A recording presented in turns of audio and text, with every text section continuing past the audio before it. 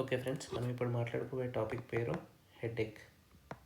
Okay, headache first pain sensitive and pain insensitive structures in brain first మనం తెలుసుకోవాలి. Pain sensitive వచ్చేసరికి రెండు structures ఉంటాయి, ఒకటి మెనింజస్, ఇంకోటి blood vessels. Okay, these are pain sensitive. Pain insensitive structures కూడా రెండు ఉన్నాయి, ఒకటి కొరాయిడ్ ప్లెక్సిస్ అండ్ ఇంకోటి ఎపెండైమా. Okay, ependyma and choroid plexus are pain insensitive. Blood vessels and meninges. Blood vessels, meninges such as dura mater, arachnoid mater and pia mater. Blood vessels వచ్చేసరికి మనకి circle of Willis and large and small vessels are susceptible to pain. Okay, next, what are the types? What are the types of headache? హెడేక్లో types వచ్చేసరికి మనకి primary headache ఉంటుంది, secondary headache ఉంటుంది. Okay, first secondary headache గురించి మాట్లాడదాం. Due to drugs side effects వల్ల కావచ్చు, trauma వల్ల కావచ్చు, ట్యూమర్ వల్ల కావచ్చు, or fluid accumulation. Okay, fluid accumulation దానికి హైడ్రోసెఫాలస్. ట్యూమర్ వచ్చేసరికి నియోప్లేసియా. Okay, neoplasia. నెక్స్ట్, ఇంకోటి ట్రామా వల్ల కావచ్చు, అంటే subarachnoid haemorrhage. Drugs, subarachnoid haemorrhage, neoplasia, hydrocephalus. అంతేకాకుండా ఇన్ఫ్లమేషన్ అవ్వచ్చు, ఇన్ఫ్లమేషన్ ఆఫ్ మెనింజెస్. అంటే meningitis. Inflammation of blood vessel such as giant cell arthritis. Okay, giant cell arthritis, meningitis, hydrocephalus and neoplasia, subarachnoid haemorrhage and drug history. ఇవన్నీ are the causes of secondary headache. Primary headache వచ్చేసరికి most commonly tension type headache, tension, migraine and trigeminal neuralgia or trigeminal autonomic cephalalgia, TAC. Okay, or మనకు be based on symptoms ప్రకారం headache can be classified into dangerous and non dangerous headache. Okay, dangerous వచ్చేసరికి most commonly secondary headaches are dangerous headaches. Okay, first మనం దీంట్లో చూసుకుందాం. First, giant cell arthritis. Okay, ఇది most common cause of headache, most common cause of secondary headache. అయితే inflammation of the arteries. Okay, inflammation of arteries. What are the arteries? ఒకటి temporal artery అనేది, this is the most common artery involved, or carotid artery, or మనకి vertebral artery, infarct కావచ్చు, aortitis కావచ్చు, or carotid artery. Okay, ఇవన్నీ arteries. దీంట్లో temporal artery is the most common artery to be involve. దీనివల్ల మనకి ఏమవుతుంది? Focal granulomatous inflammation which causes focal granulomatous inflammation, increase ESR and increase IL-6, leading to unilateral headache with the jaw claudication, jaw pain. Okay, jaw claudication and acute painful unilateral loss of vision. This is called as anterior ischemic optic neuropathy. Anterior ischemic optic neuropathy అనేది this is the keyword to be involved. ఇక్కడ focal granulomatous inflammation అని కూడా ఇది important. Okay, దీంట్లో మనం చూసుకుంటే these are the main 3 key features: unilateral headache, jaw pain or claudication and acute painful unilateral loss of vision అనేది most important. This is called as giant cell arthritis. ఇక్కడ history ఏముంటుందంటే, female కావచ్చు or male కావచ్చు, more than or equal to 55 year old, female or male. ఇక్కడ వాళ్ళకి unilateral headache with జా pain and acute painful unilateral loss of vision with anterior ischemic optic neuropathy. ఇక్కడ మనకి what is the treatment దగ్గరకు వచ్చేసరికి ఇది most important, high dose. Okay, ఇక్కడ మాత్రమే మనం హై డోస్ ఇస్తాం, high dose glucocorticoids, okay. Next మనం secondary, what are the other causes of secondary headache వచ్చేసరికి ట్రామా వచ్చేసరికి subarachnoid haemorrhage. Next other inflammations to meninges, ఏమవుతుంది మెనింజైటిస్. ఇంకోటి ఫ్లూయిడ్ అక్యుములేషన్, ఇదేంటిది hydrocephalus or tumour, space occupying lesion, దీనివల్ల కావచ్చు. లేదంటే cerebral venous thrombosis, దీనివల్ల కూడా this all causes increase intracranial pressure. Okay, మనకి ఇంక్రీజ్ ఇంట్రాక్రేనియల్ ప్రెషర్ సిమ్టమ్స్ ఎలా తెలుస్తాయి? Headache before and after vomiting, అంతేకాకుండా blurring of vision, okay, due to papilloedema and increasing blind spot. Okay, blind spot increase అవ్వచ్చు, papilloedema కావచ్చు, headache before and after the vomiting, and nocturnal awakening వల్ల కూడా కావచ్చు. Okay, therefore finally increase intracranial pressure which leads to pushing of cerebral hemispheres leading to herniation తర్వాత coning leads to death. Okay, this is the final complication, herniation, coning and death. అయితే మనం ఇప్పుడు నేర్చుకునే topic పేరు herniation.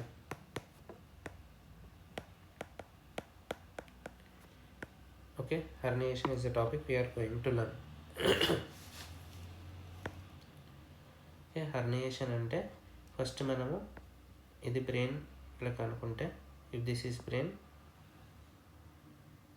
అని అనుకుంటే, దీంట్లో మనకి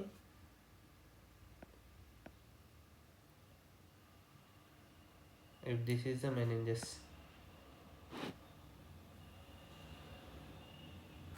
okay, if this is the meninges and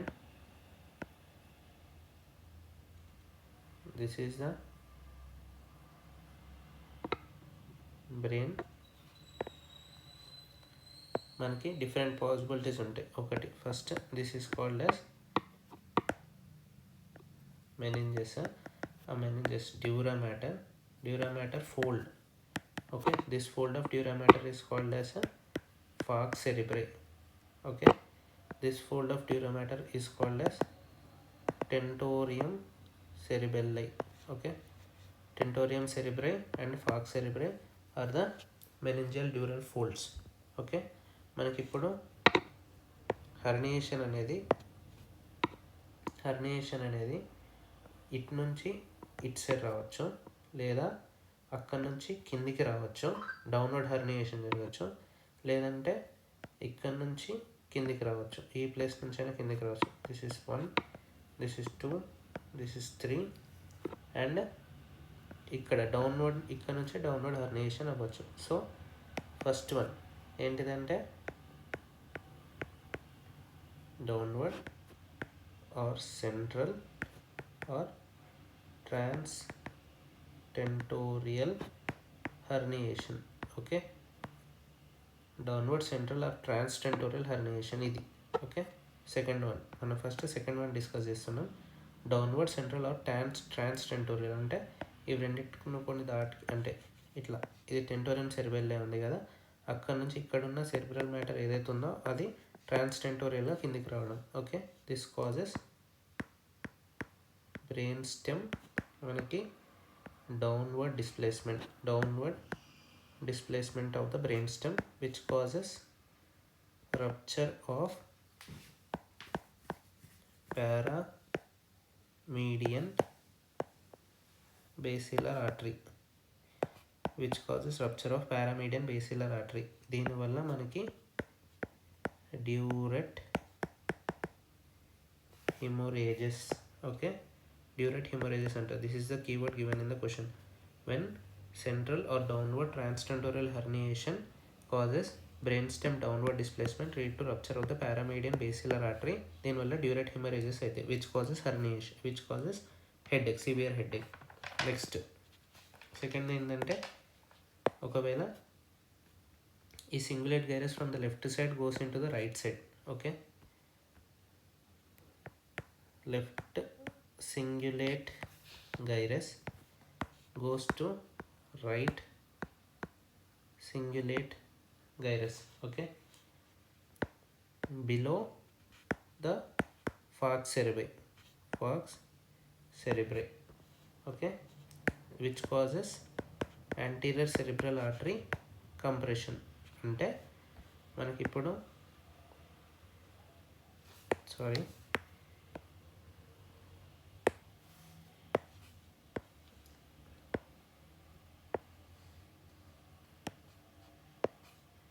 ఇప్పుడు మనకి ఇట్లుంది, దీంట్లో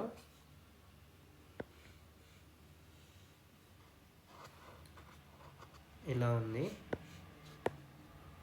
మెనింజెస్. దాని తర్వాత మనకి ఇప్పుడు this is the cerebral matter. అయితే ఇప్పుడు మనకి ఇక్కడ నుంచి ఉన్న cingulate gyrus below the falx cerebri. This is falx cerebri, this is tentorium సెరిబ్రై.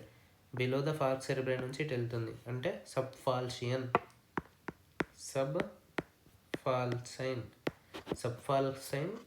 అక్కడ below the falx cerebri subfalcine cingulate gyrus crossing right side నుంచి లెఫ్ట్ సైడ్ అని వెళ్తుంది. అంటే ఇక్కడికి compress the anterior cerebral artery. Anterior cerebral artery చేస్తే contralateral lower limb weakness వస్తుంది. Okay, contralateral lower limb weakness అంటే ఇప్పుడు patient with headache came with contralateral lower limb weakness. అంటే మనకు ఫస్ట్ రావాల్సింది ఏంటి, increase risk of herniation with cingulate gyrus herniation అని చెప్పేసి చెప్పాలి. ఓకే, నెక్స్ట్ థర్డ్ది వచ్చేసరికి అంకస్ హెర్నియేషన్. అంకస్ అంటే ఏంటిదంటే మనకి present in the this is transtentorial. Okay, ఈ పార్ట్లో ఉంటుంది అంకస్ అనేది. ఓకే,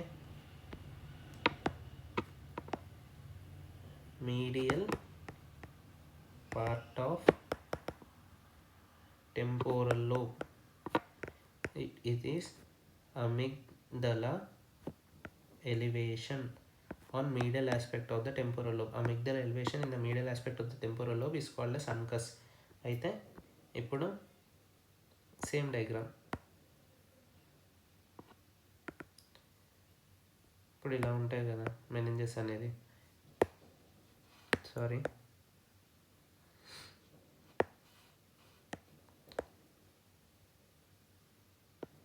ఇప్పుడు ఇలా ఉంటాయి కదా మెనింజెస్ అనేది. మనకు కావాల్సిన ఇప్పుడు సెరిబ్రల్ మ్యాటర్ ఏదైతే ఉందో అది అన్కస్ అనేది మనకి ఇట్ సైడ్. ఓకే, ఇట్లా వెళ్తుంది. Okay, uncus compress the third cranial nerve. Okay, compress the third cranial nerve and compress the corticospinal tract. Okay, third cranial nerve and corticospinal tract ni compress చేయడం వల్ల it causes ipsilateral third cranial nerve palsy. ipsilateral third cranial nerve palsy రావడం వల్ల first eyes అనేది cover అయిపోతుంది, ptosis. Next eyes అనేది down and out. Okay, down and out gaze ptosis. And next pupil వచ్చేసరికి dilated and no light reflex. Okay, ptosis, down and out, dilated and no light reflex on ipsilateral side. CST corticospinal tract వచ్చేసరికి contralateral hemiparesis. ఒకవేళ మనకి కర్నోహాన్స్ phenomenon అని ఉంటుంది. Okay, కర్నోహాన్స్ horn phenomenon అని చెప్పేసి ఉంటుంది. What is mean by Kernohan's phenomenon? ఎప్పుడైతే left sided uncus అనేది మనకి రైట్ సైడెడ్ అంకస్ని ప్రెషర్ చేస్తుందో, after herniation left sided uncus అనేది రైట్ సైడెడ్ అంకస్ని ప్రెషర్ చేస్తుందో, it causes contralateral third cranial nerve palsy with ipsilateral hemiparesis. Okay, contralateral third cranial nerve palsy and ipsilateral hemiparesis. Previous ఏముండే ipsilateral third nerve palsy with contralateral hemiparesis. అదే తర్వాత ఏమవుతుంది Kernohan's phenomena అంటే same side uncle herniation causes pressure on the opposite normal uncus which leads to contralateral third cranial palsy and ipsilateral hemiparesis. Okay, next fourth మనకి సెరిబెల్లార్ tonsils ఏదైతే ఉన్నాయో due to increased intracranial pressure applies pressure on cerebellar tonsils which causes herniation through foramen magnum. అంటే మనకి ఈ whole నుంచి మనకి cerebellum ఏదైతే ఉందో దిస్ ఈస్ ఫోరామెన్ మ్యాగ్నమ్, అక్కడ నుంచి హర్నియేషన్ అవుతుంది. Okay, which compress brain stem lead to coma or death. Okay, these are the complications of the herniation.